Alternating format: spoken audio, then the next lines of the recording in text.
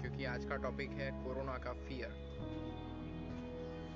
पहले तो हम डरे क्यों हैं? क्योंकि मीडिया ने हमें डरा दिया, इस वजह से हम डरे हुए हैं, या लोग डरे हुए हैं इस वजह से हम डरे हुए हैं, या फिर कोई प्रॉपर रीज़न है हमारे डरने के पीछे। पहले तो इसे समझना है। बेसिकली इंफॉर्मेशंस जो हमारे पास में अभी है वो सही इंफॉर्मेशंस नहीं है, वो कंप्लीट इंफॉर्मेशन नहीं है, वो इनकम्प्लीट इंफॉर्मेशन है। इस वजह से हम डरे हुए हैं। करंट सिचुएशन क्या है इंडिया की कि करीब करीब 2 लाख जितने कोरोना के टेस्टिस एक्टिव है, करीब करीब 5,800 डेथ्स हो चुकी है और 40 लाख जितने टेस्ट हो गए। तो कितना नंबर निकल करके आता है? Near about 3%। तो 3% मतलब कि 100 लोगों को होता है और उसमें से 3 लोगों की मौत हो जाती है। तो ये क्या सही है? ये 3% है भी या नहीं है? पहले तो इसे हमें समझना चाहिए। अभी हम लोग क्या कर रहे हैं पता है? कि मैंने अभी आपको पूछा कि भाई इंडिया में कितने एक्सीडेंट्स हो रहे हैं, तो आप बोलोगे कि हमें नहीं पता।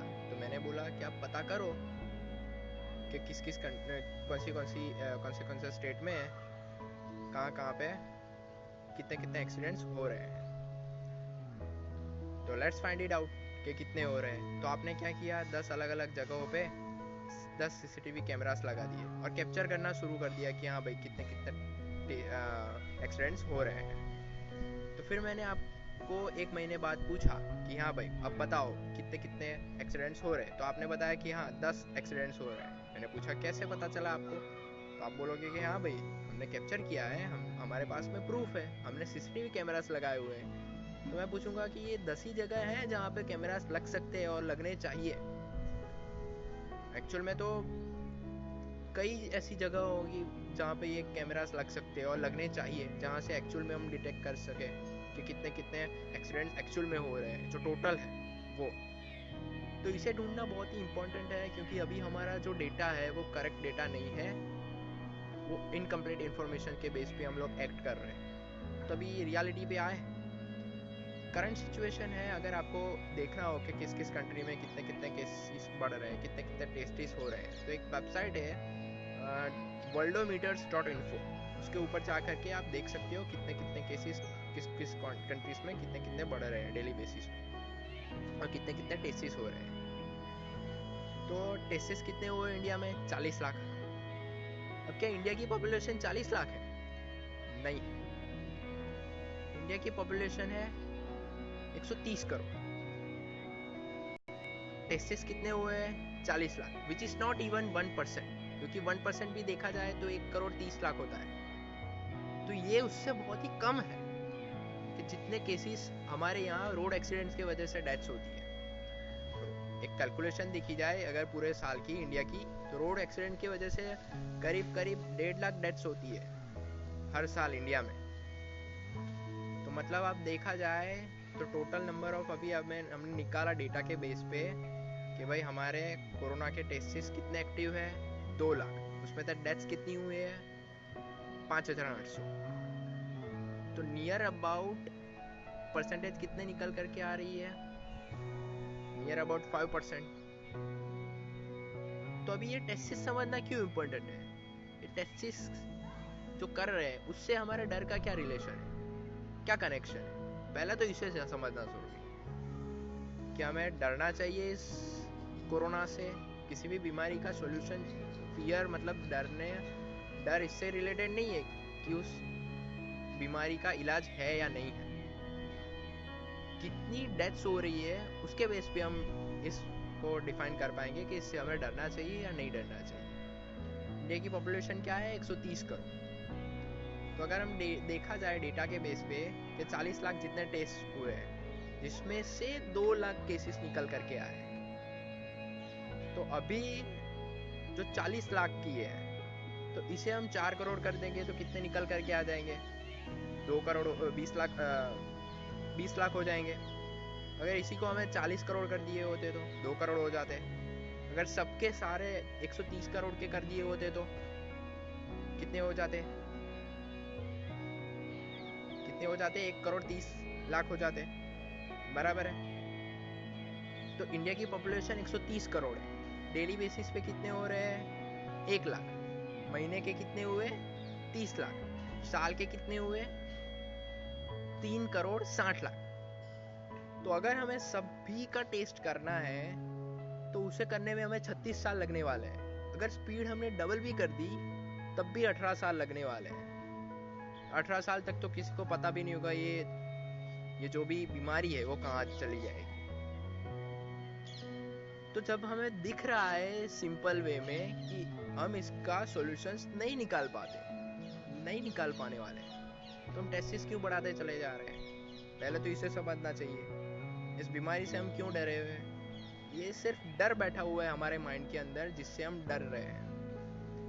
रियल प्रॉब्लम कोरोना इस वजह से क्योंकि किसी को पता नहीं है कि इसका इलाज है भी या नहीं।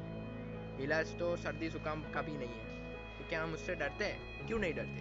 क्योंकि डेथ्स बहुत कम होती है, इस वजह से हम नहीं डरते। तो अभी ये समझना क्यों इम्पोर्टेंट है कि जिससे हमें एक्चुअल में डरना चाहिए उससे नहीं डर रहे और इससे हम डर रहे हैं। वो क्या है जिससे हमें डरना चाहिए? वो है अनएम्प्लॉयमेंट।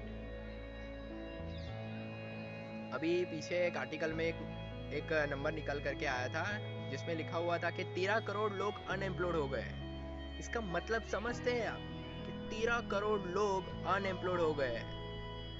ये जो 13 करोड़ है वो क्या अपने लिए मॉल में जाकर के नए कपड़े खरीदेंगे? क्या वो अपने बीवी बच्चों को नए खिलौने ला कर देंगे? नहीं। 13 करोड़ पब्लिक जो है वो अपने खर्चे लिमिट में कर देंगे। तो उस टाइम पे जब ये लोग कम कर देंगे तो इन मैन्युफैक्चरर्स को, इस ब्रांड्स को क्या करना पड़ेगा? इस कंपनीज को क्या करना पड़ेगा? अपनी सप्लाई को कम करना पड़ेगा।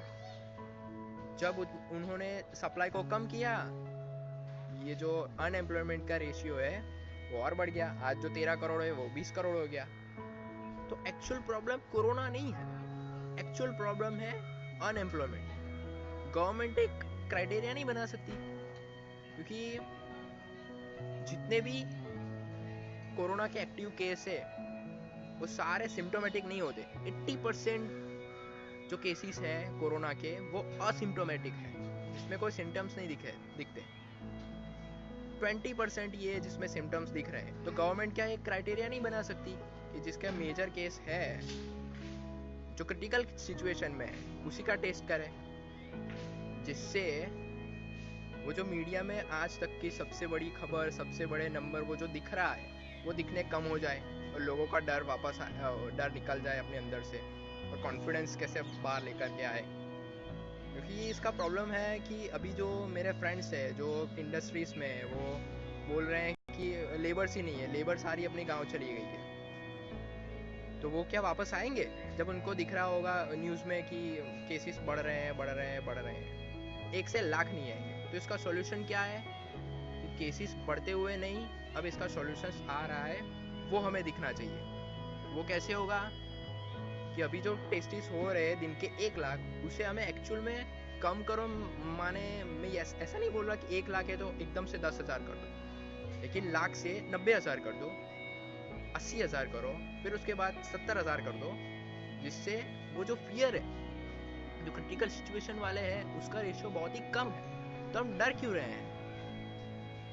पहले तो इसे समझना है, धीरे धीरे उसको कम किया जाए, टेस्टिस को कम किए जाए, क्योंकि जितने केस हो रहे हैं, जितने केसेस बढ़ रहे हैं उतने टेस्टिस भी बढ़ रहे हैं। तो टेस्ट बढ़ाना नहीं है, उसको कम करने हैं, जिससे वो फियर चला जाए हमारे मन से। तब इसका तो सॉल्यूशन निकल गया।